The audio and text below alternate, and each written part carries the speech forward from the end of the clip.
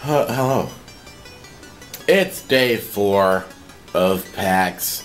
I've been consistent with recording shit, and yesterday I got to play a shit ton of games. So let me rattle them off. Dreadnought, as you can see, I got this spiffy, glowing, lit up fucking thing. Lanyard. It's called a lanyard. I know it.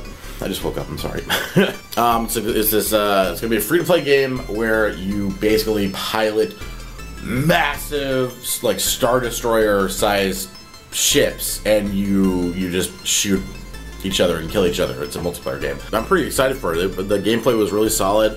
It was pretty easy to get into, and there's a lot of strategy involved. Lovers in a Dangerous Space-Time. It's a co-op game. It's really adorable.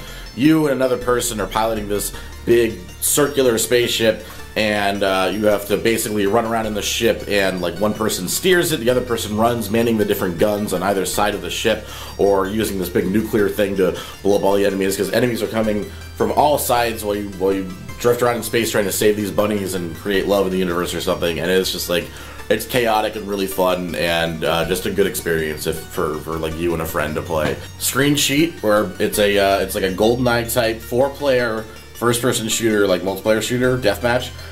Except you cannot see them. They're invisible, so you have to look at their screen to try to figure out where they are and shoot them. And then when you do kill them, their bodies show up, and their bodies are just littering the fucking battlefield after rounds and rounds and rounds of playing. It was really, really fun. Berserkers. There's actually two. There's one game called Berserkers and one game called Berserkers. Berserkers, you're like your little armadillo. It's a 4-player game. Your little armadillo is rolling around a map, and then they drop a bear in there, and the bear chases after you, and you press X to burrow and create a wall of dirt to try to trap other players with the bear and get them eaten. So it's like the last man standing wins. And then Berserkers is think TF2 meets War of the Vikings. Basically, it's a Viking combat game, very cartoonish, really slapsticky and hilarious, and it's basically just like I played a demo that was 2v2. And it's really gory, and there's a lot of strategy to the combat, surprisingly, and it's very, very easy to get into. You can learn the controls really quickly, especially if you played Chivalry.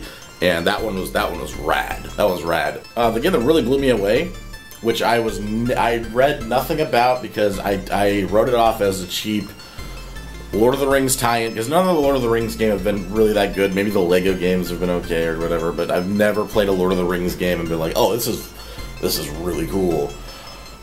Shadows of Mordor, I played pretty good, like 20-minute demo.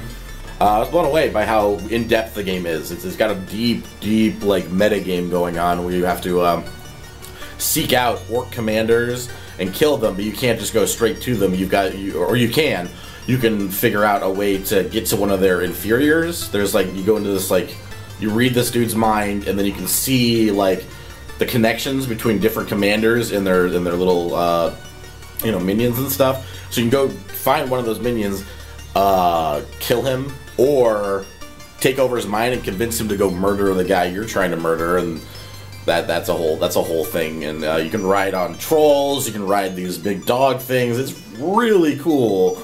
So yeah, last day of PAX. The post-PAX depression's kind of settling in. Most of my friends are flying out today, actually, the ones that I don't get to see very often. Me and the Bay Area crew are going to come back tomorrow. Most of us, I believe, tomorrow. Yeah. Poodles.